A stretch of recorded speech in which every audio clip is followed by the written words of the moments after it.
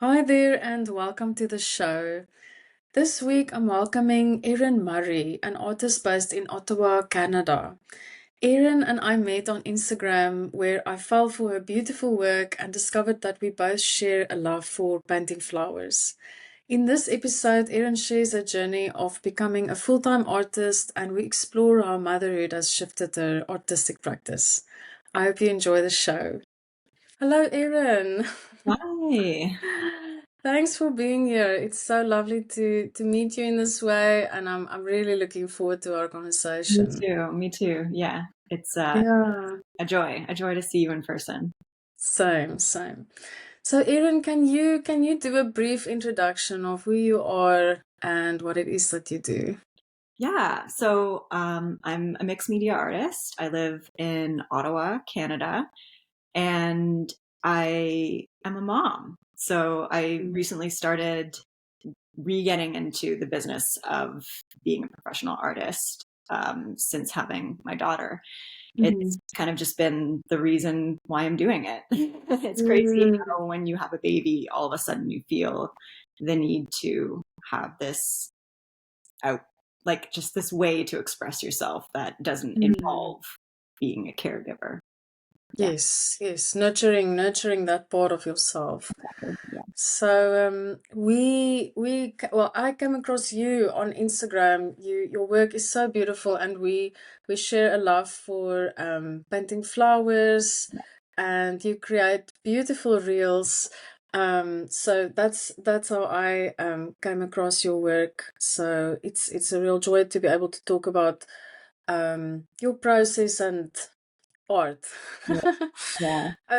So before we get into a little bit more detail, did you always see yourself as a creative, or was there a moment in time where that kind of dawned on you? I mean, my mom's an artist. She's very artistic, and I think that is a very common thing when I hear other artists talk about why they started doing art or have they always been an artist. It's really common to hear people who say, my mother was an artist. Mm-hmm. I mean, either parent, sure, but I think mother is a really Mm. common theme. So my mom's an artist, and I've always loved working with my hands. I was looking at kindergarten report cards at my mom's house a few months ago, and all of them are Erin loves painting. Erin Oh wow. loves this. So I definitely remember a time when I didn't love making marks or making collages or using creativity. Yeah, Amazing. yeah. Yeah, we have that in common because my mom is also an artist. Well, she's kind of stopped working to raise three children. But yes, there's that link there as well. Mm, Um, so we very briefly got into it before we hit the record button, but mhm. I was curious about what your life looked like before you started exploring art full time. So yeah, I've worked a lot in hospitality and food service, which I really like, and I think I'm very good at. I was telling another friend that one of my bosses, not in the food service industry, that's a whole other part I'll get into in a second, but she was saying that I am a purple person, which means I have a lot of skills that aren't Mhm. red skills or blue skills. So like Mhm.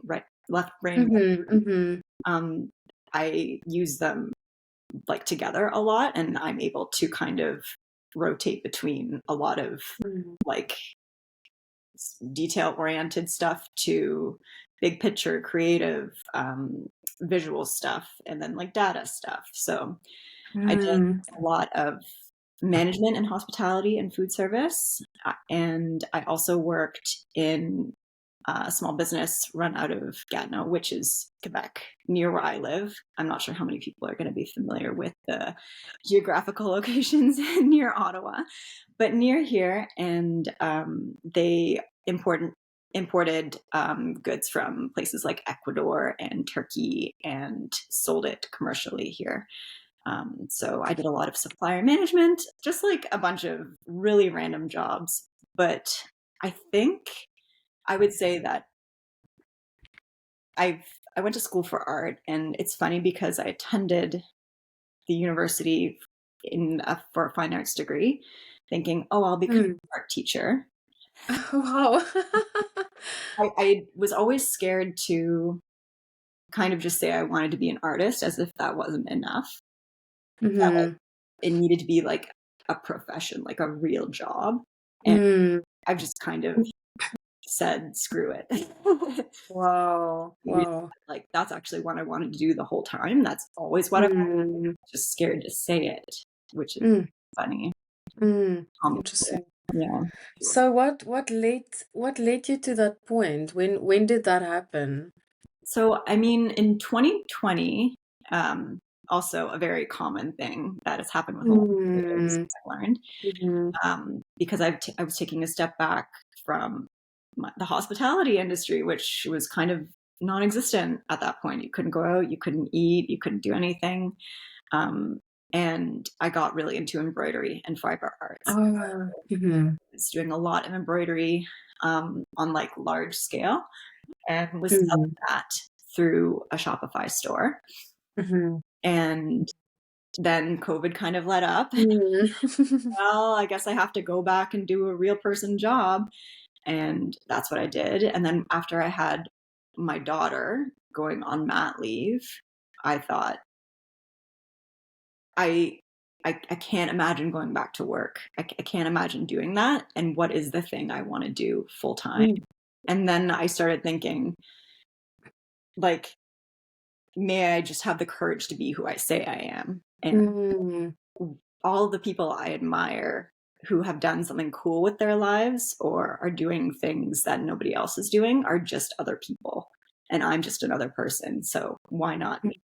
So that kind of Mm. mantra, just Mhm. why not me? Why can't I do that? Everybody else can do it. It's Mm. another person. So Mm. late last year I thought I'm doing it, and I just started. Wow, wow. It's incredible how those kind of thoughts can actually, if you listen to those thoughts and it becomes stronger and you actually allow it to, be your voice, kind of the truest part of yourself talking, and you really listen to it, how it can then catapult you into this thing that you really want to do. Yeah. I mean, and you Um, hear that advice a lot, and it's something you always know that, like, you should just be authentically yourself and listen to yourself mm, until you're in the situation where you have the space to actually think about it and realize it. It it doesn't make sense. There's like almost a block there, I found. mm, mhm, Yeah, I it's mm, similar to how I experienced actually becoming a mother and becoming pregnant. Everyone tells you, "Oh, you're gonna feel shitty," or "It's gonna be really hard." And until you get to that point, you don't actually understand what that means. And until you decide that you're gonna be an artist and you're going to actually follow this deep desire to create things, you don't actually know what it means to step into that. If you know. mm, mm. So it sounds like in some way, you've done two really challenging things at the same time, because, stepping into art, it can sound very romantic, and it can be romantic, but it's also really challenging. And you mentioned courage. So I wonder what role courage played in both these transitions. It's so funny because I think courage and acceptance are kind of two sides of the same coin. Um, I think you just kind of accept that you are who you are. And once you make that acceptance, it's kind of not difficult to feel courageous in that. You don't necessarily need the courage when you've just accepted that Mm, you are who you are. mm, Yeah. mm. So Oh, yeah, I think ready is a decision and not a feeling. So wow. yeah, Yeah. yeah. And is it something that you have to continuously come back to? Are there moments where there's doubt around your decision and you have to kind of come back to that initial the drive? Yeah, yeah, especially around like there's this trope of the starving artist, right? And the struggling artist. And all of the stuff that goes along with that, and the instability that comes with being a professional creative or a professional artist. So it's hard for me when I'm not making a constant paycheck to um, help my family to really feel Mm. like, okay, I need to keep going here. But Mhm. I can only take one step at a time. It can't all come at once. And the only way I'm going to find stability is if I keep going and if I keep, Mhm. Mhm. um, Mhm. yeah. Yeah. I think that's true, and that's why we need these conversations to actually talk about what it really looks like and provide support for each other. So I'm wondering, what kind of support do you have to keep you going, especially on those days? Um, I mean, I have my husband who um, is thankfully very good with money.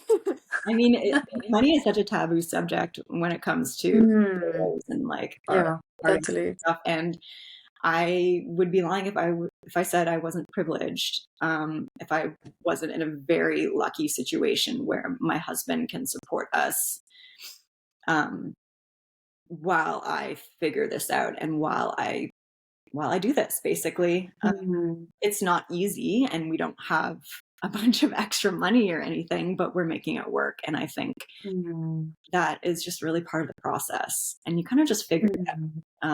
Other mm, support I would say is like my family. I grew up in Ottawa, so I have family here to help with my daughter.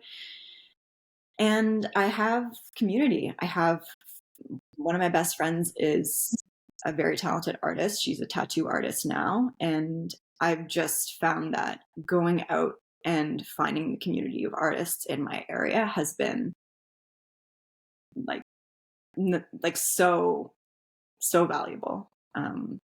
Yeah, I have a few just people I reach out to, and Instagram is actually a really good place to meet other creatives. Like, I've actually I've made a couple of really good friends on Instagram, which is mm, funny to say.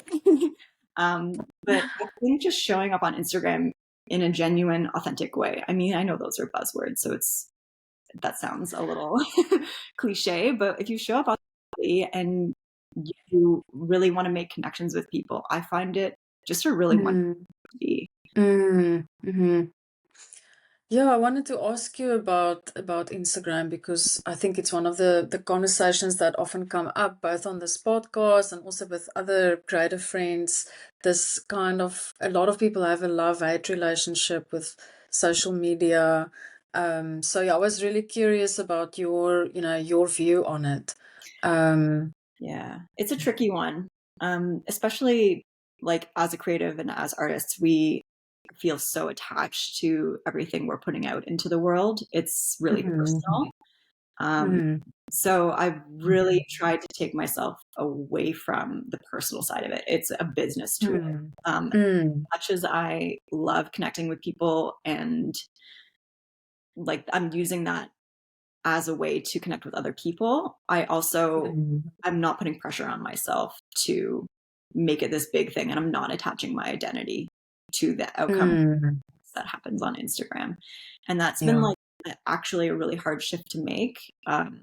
I remember before in like 2020 COVID era, when I was running my Instagram, I was scared to put things up online or I was over analyzing it. And now when I make reels or I put things up on my Instagram, I don't think about it. I don't think about analytics or any of that stuff that goes along with it because you spend hours looking at that and analyzing it, Mm, trying to strategize what you're doing. But at the end of the day, you're at the mercy of the algorithm monster. And mm, you mm, can't control in any way who's going to see your stuff, who's going to react to it, and what's going to happen with it. So when I make something a reel, if I'm happy with it, I put it up. Um, yeah, that's I'm treating it. I'm not managing it. I'm just enjoying. I think enjoyment's a huge part of it. yeah, yeah, absolutely. I think when you said it, I thought, yeah, absolutely. I think that's a great anchor and a way of kind of checking, where you're at on that sliding scale between feeling very attached to what you're putting out there and actually just having fun and exploring and for there to be an element of play as well. I think like that's what's different about this time around when I'm attempting to be a full-time creative is I'm really following like what feels good, instead of trying to cater myself, my art, my Instagram, what have you, to what I think other people will like, and actually had such an insane positive effect on Mm, the way I'm showing up, mm, because it's for me and I'm enjoying it. mm, I really mhm, that. mm. And so that thread of, the way that you're showing up, is there a difference also in the way that you're showing up in your studio, the way that you're actually engaging with your work? Yeah, actually, I I don't feel any pressure anymore. I sit down and I start doing stuff, and I don't think, "Oh, I'm gonna have to sell this," or, "It has to look good because I wanna post it on Instagram." I'm just starting, because Mm, the only way for me to get better is to make as much as humanly possible, and mm, if I'm thinking about what other people are going to think about it, or if it's quote unquote good, it's gonna slow me down, and it's gonna jam up the creativity inside me. I just feel like as long as I can get marks down, mm, I feel like I'm moving forward. I don't know if mm, it's the same for you. mm. Yeah, absolutely. I think there's wanting to keep that creative energy alive, that creative flow alive. And I think for me, there's also a moment where I notice, I'm not tapping into it. And that's usually when, those other thoughts come up. Um, what would be the sign for you that, you're no longer in that state of, just enjoying and what would be the sign that you've started kind of putting some pressure on yourself? I think when I don't like the way something looks, as soon as it starts looking like I'm trying to control it, I know that something's going wrong. Um, Mhm. when I don't see that there's happy mistakes happening or Mm, bored with my work, I know something needs to change and I'm not going hard enough. Um, mhm, not hard as in like pushing and out over the work, but just that I've lost an element of play there. And that's kind of mhm, where I find my process is like feels the best, and where I find my work looks the best is when you can see that I'm playing with mhm, line or composition. mhm, There- mhm. There's something interesting that happens there when Yeah. I feel less scared. Mm. Oh, good. Yeah, because within that there's an element of relaxing as well. I think you feel different in your body when you're relaxed versus being scared. Yeah, And I think that, yeah. I don't know if it's the same for you, but when I'm making something and it feels good and it's starting to look good, like there's something interesting happening, I like physically get excited. Mm. I'm I like, totally. there's something good here. I can really see it, and Mm. that's I think the feeling that I chase. Mm. That's a great space to be in. Yeah. Okay, so I want to go back to something you mentioned earlier, and I didn't quite get the term. It was when you mentioned the bit around the red and the blue, and having this kind of special set of skills. What was the term you used? I just remember, I don't actually remember what applies to which part of the brain, but there's like one side of the brain is considered red and one side of the brain is considered blue. And people who are more data driven, who like numbers and Hmm. that kind of thing, and then more creative people who are Yes. like visually. And then there's the people in the middle who are considered purple people, a mix of blue Oh, and red. purple. Yeah. Okay. Oh, that's cool. Okay, I didn't get that. That's so interesting. I Yeah. love that integration between, yeah, the different parts of the brain.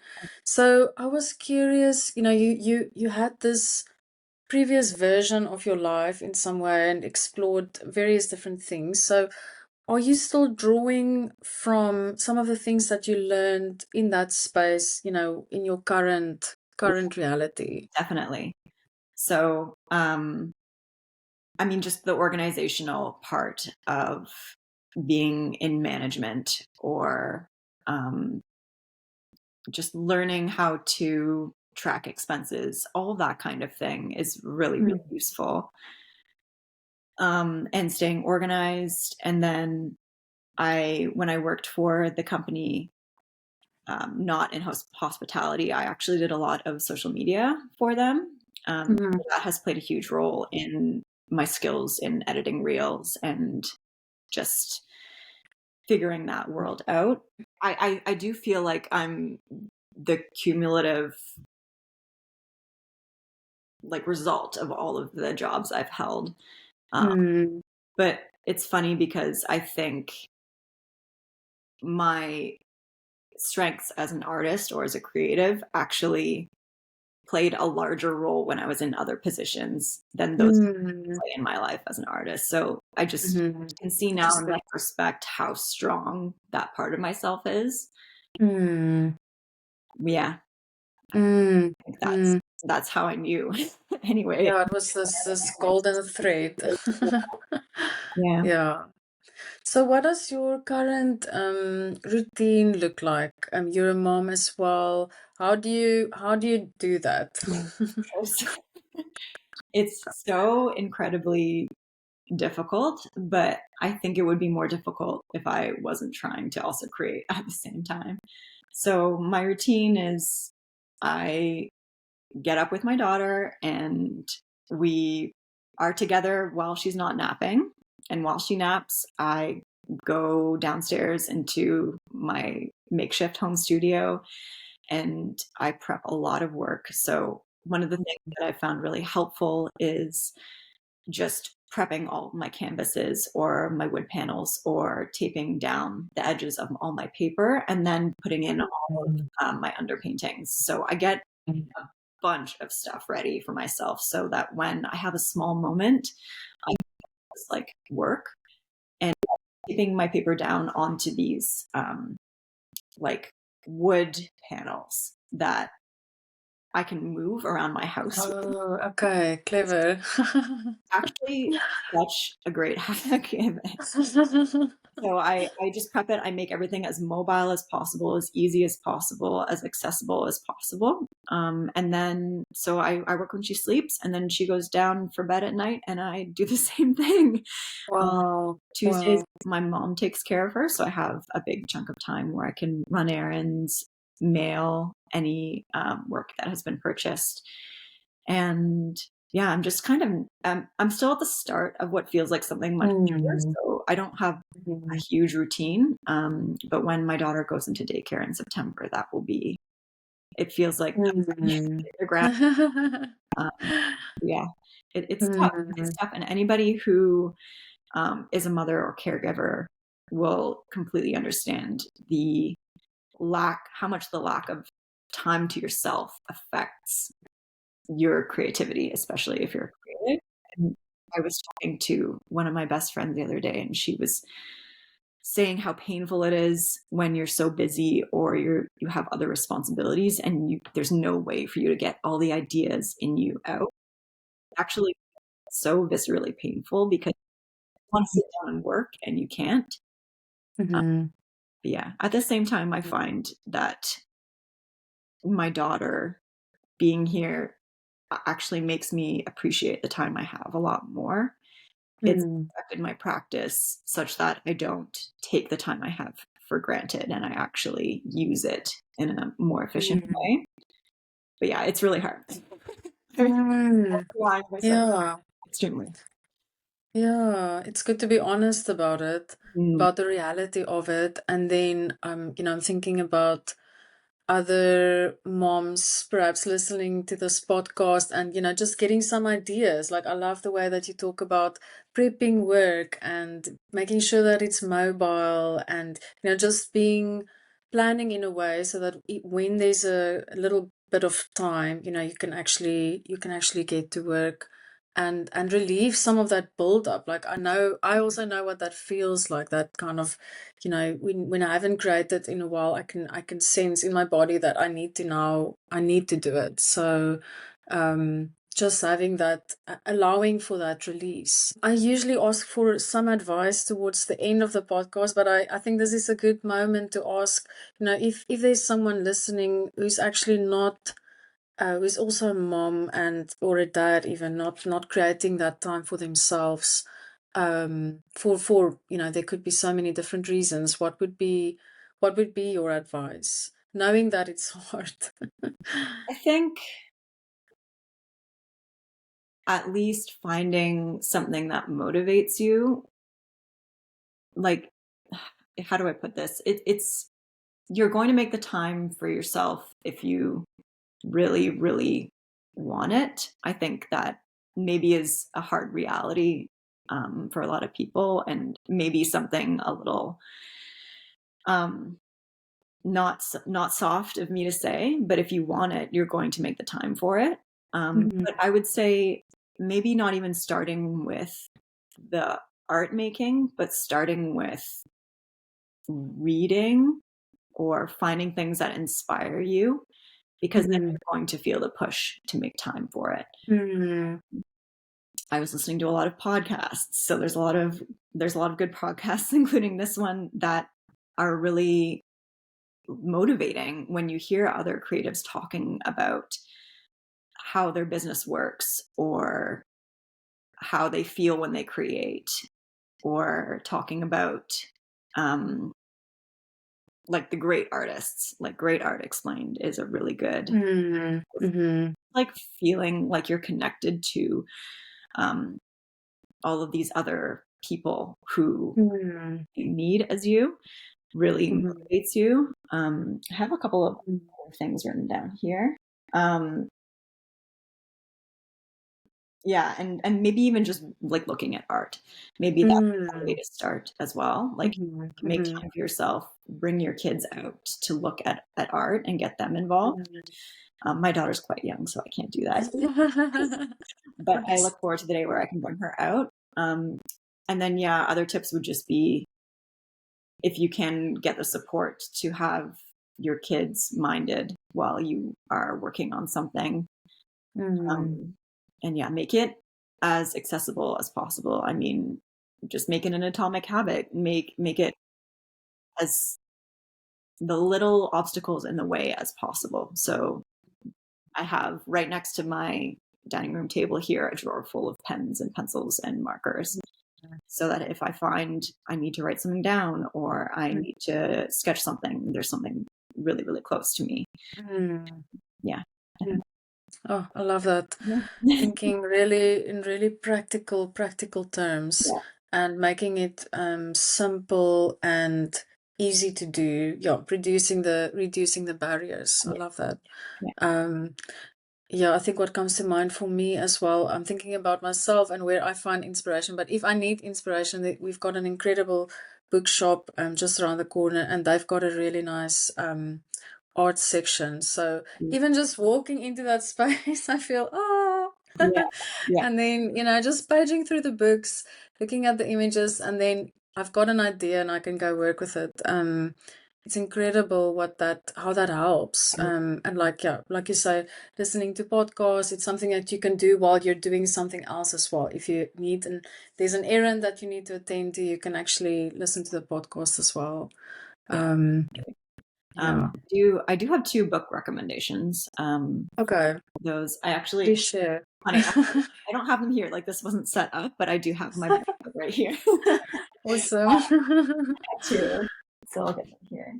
One is by Rick Rubin. It's called The Oh, Creative. yes. This One is of my favorites. such a good book, and Yeah. the way it's written is like in little bite-size Mm, chunks. So you don't need to spend a long time reading. You can even just open it to any page. mm, And if you need time to yourself, or it's just like a really accessible way for somebody who is caregiving, or a mother, or somebody who's really mm, busy, to feel connected with the like creative universe. Um, Amazing. Can I can I add to that? So I've got that on Audible, and that's I love that as well. So I sometimes go to the chapters and I just select a random chapter and then listen to it. So yeah, I think both the audiobook or the actual physical book are just such great ways of getting that little spark of inspiration. yeah. And I'll just add that Rick Rubin is a really interesting, thoughtful, just really deeply connected person. So if you look up YouTube videos or follow him on Instagram, he also has a podcast. But he's wonderful. So if you read this and you like that, there's tons. Mm, mm. The other one Great suggestion. I recently read that is actually probably pretty closely related to finding time in your busy schedule as a caregiver, is Art and Fear, Okay. which is incredible, Mhm. by two artists, David Bales and Ted Orland. And Mhm. it's similar to the Creative Act, but it's much, much smaller and Mhm. about ways in which we are fearful around Mm. um, creativity and process and why those don't matter. Wow. I Okay. recommend this one too, Art and Fear. Amazing. I've not read that. Thank you. I will definitely have a look. Um, that's great. Thank you so much. I think it's great to get book Yeah. recommendations. And Um, if anybody's interested, I'm not trying to plug my Instagram, but I do have a highlight on my page of all the books that I've read and all the books that I mean to read. So, okay, fantastic. I'll go have a look. yeah, Um, yes, and I saw some on one of your posts you mentioned Julia Cameron as well. yeah, So I was wondering if you know, The Artist's Way, if that was something that you journeyed with at some that point. was the first book I Okay, read. okay. Like, Mm, the reason I don't mention it is because so many people know it. Um, yeah. but Hmm. that is the greatest of all time. It It's like it's a portal. is. Like, I was mind blown the first time I read it, and I didn't know Mm, about it prior to finding it in a thrift store. So it felt mm, really like it was mm. meant to come to me. Yeah, the book found you. Good. Yeah, that, and I can just Mm, mention a couple more. There, Big Magic by Elizabeth mm. Gilbert is Yes, really good. yes. And then Excellent book. anything by Jerry Saltz, who is the Oh, like, yes, yes. who I've not read his books, but I follow him, so I've not read his books. yeah, Okay. both all Mm, mm. Yeah, it's these little threads, and what I find is that sometimes I go back to books. So I've read Big Magic twice in different seasons of my life, and I find it interesting how different parts stand out depending on, you know, where you're at in your journey. yeah, me too. Yeah, Mm. it's probably sacrilegious, but I highlight Yeah, go for it. and make notes. And it's funny when I go back to read it a second time, Mm. I'm like, why did I highlight that? Something different at that time. But yeah, Yeah, no, I think that's great. It's a way of really making it your own. You know, you're actually you're processing it, you're engaging with it. yeah. And I think the Um, authors would have wanted that anyways. So yeah, yeah. So, I mean, you in some way you answered this question already, but I was wondering, obviously the actually practicing your art, in some way I find for myself it's also a self-regulation to like I need to do art yeah, to feel good. yeah. Um, so apart from actually doing art, is there anything else that you manage to fit into your routine, or that's an actual non-negotiable for you to self-regulate, you know, and ground yourself? Yeah. So I know a lot of artists that you've interviewed have talked about rest, but I actually find that I feel better when I'm not resting, which is really crazy. I need, of course, the rest to reset. And I sleep is really important for me, so I get a lot of sleep. But I also I exercise. Exercising is Mm, one of the main ways mhm, I feel. grounded and like a normal human being. Mm. Um, Mhm. so funny how many parallels there are between exercising and an artistic practice. Um, Yeah. it's just Mm. the repetition, and your creativity is a muscle that you're building, and if you don't Mm. use it, you're not going to lose it necessarily, Mm. but it grows so much stronger the more habitually you can get to it. Um, but yeah, exercise is definitely up there. It also, especially if I'm getting outside, which is another thing, being outside, not only because it's my main subject matter is flowers and plants, but there's something that makes you feel less in your head when you're able to get outside, Mm. nature, that kind of thing. I mean, these all sound Mm. very cliche, but it's true. Like, there's a reason it works. Yeah, exactly. Exactly. No, it's the same. I mean, absolutely. And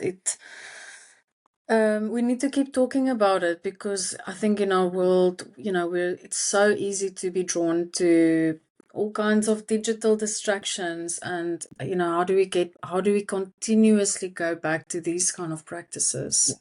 You need to like Um, change your environment, I think. mhm. Part of it. Mm. Mhm.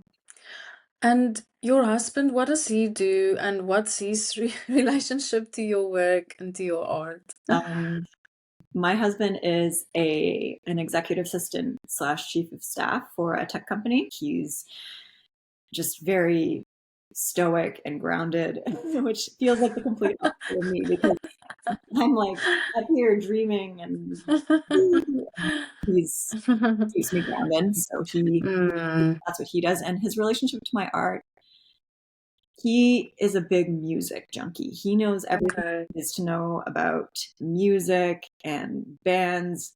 Bring up any band and he'll know the names of the members.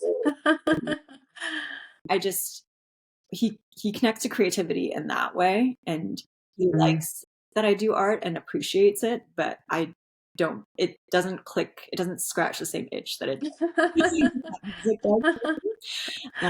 But on our first ever date, we went to the National Gallery in Canada, Oh, uh, nice. in Ottawa, Wow, and we wow. took our engagement photos at the gallery because that was Oh. he appreciates art, but not his main love.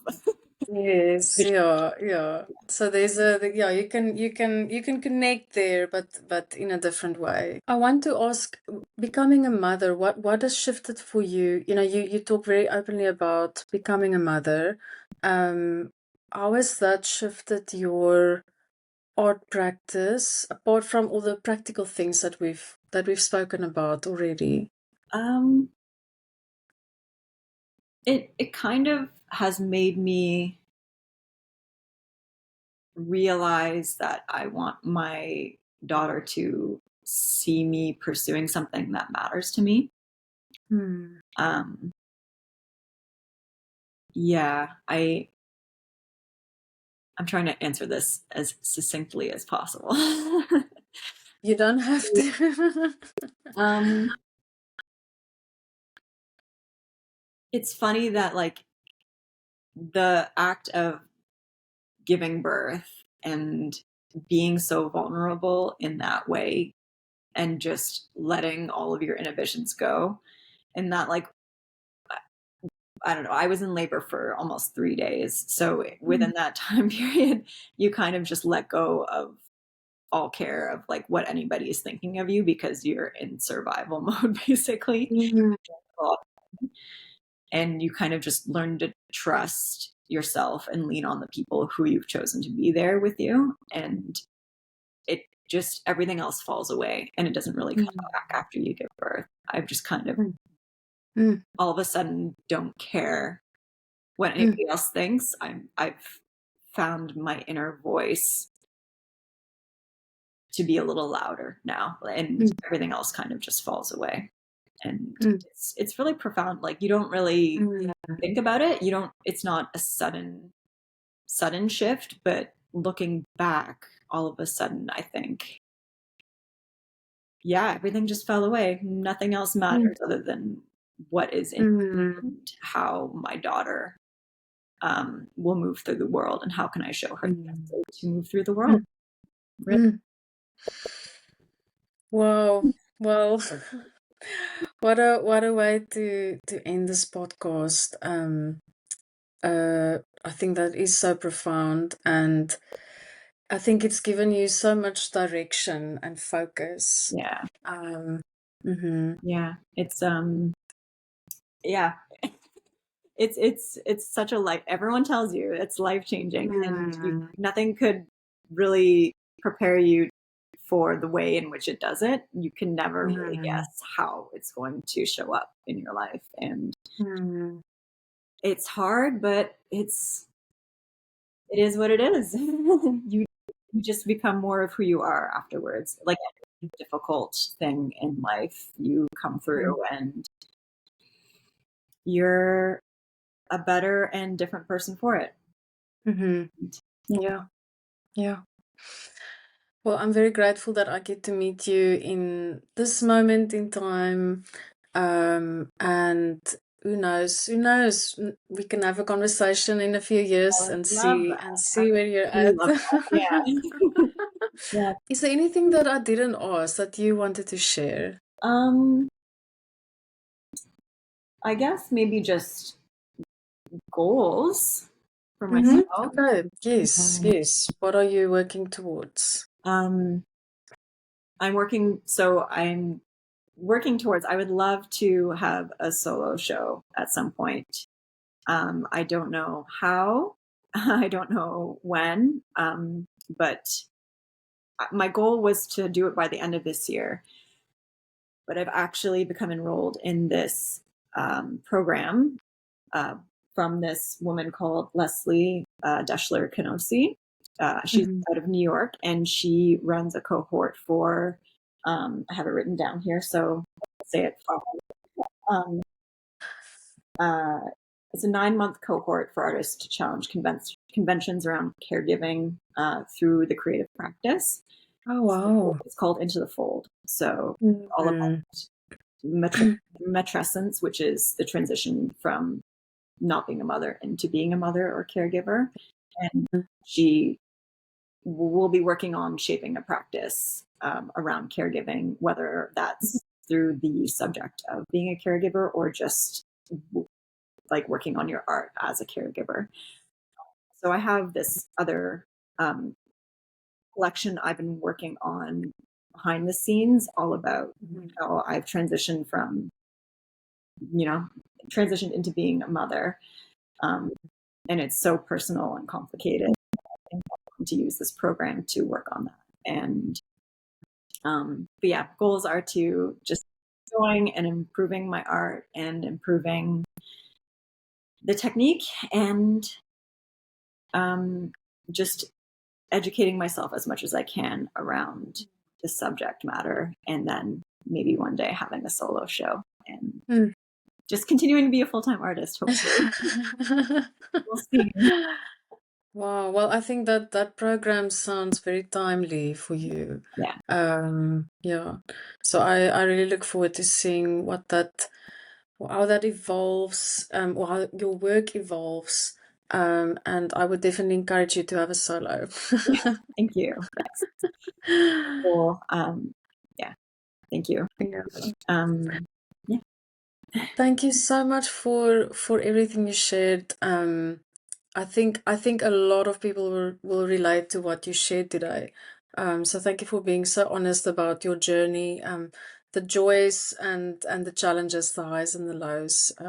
Really appreciate it, and looking forward to seeing more of your work. Thank you. Yeah. This was so nice to chat. Thank you so much for having me. It's such a pleasure. Thanks, Erin.